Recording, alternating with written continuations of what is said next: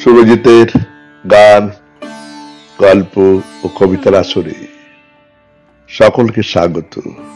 আজ শুনবেন কবিতা নিজের বাড়ি। কলমে নীরেন্দ্রনাথ চক্রবর্তী। ভাবতে ভালো লেগেছিল, এই ঘর, ওই শান্ত উঠোন, এই ক্ষেত, ওই মস্ত খামার, সবই আমার। এবং আমি ইচ্ছে হলেই পারি ইচ্ছে মতন জানলা দরজা খুলতে, ইচ্ছে মতন সাজিয়ে তুলতে শান্তি, সুখী, একান্ত এই বাড়ি।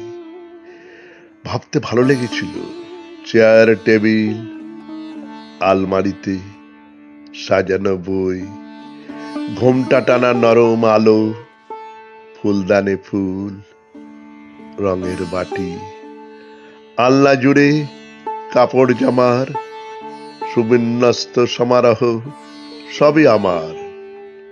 এবং আমি ইচ্ছে হলেই পারি দেয়ালে লাল হলুদ রঙের কাড়াকাড়ি মুছে ফেলতে সাদার শান্ত টানে।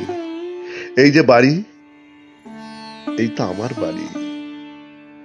ভাবতে ভালো লেগেছিল, এই ঘর, ওই ঠান্ডা উঠোন, এই ক্ষেত, ওই মস্ত খামার, আলমারিতে সাজানো বই, ফুলদানে ফুল, রঙের বাটি, টবের গোলাপ, নরম আলো, আলনা জুড়ে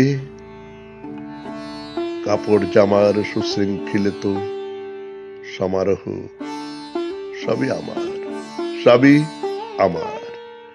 ভাবতে ভালো লেগেছিল, কাউকে কিছু না জানি হঠাৎ কোথাও চলে যাব, ফিরে এসে আবার যেন দেখতে পারি যে নদী বয় অন্ধকারে, তারই বুকের কাছে বাড়িটা ঠাই দাঁড়িয়ে আছে।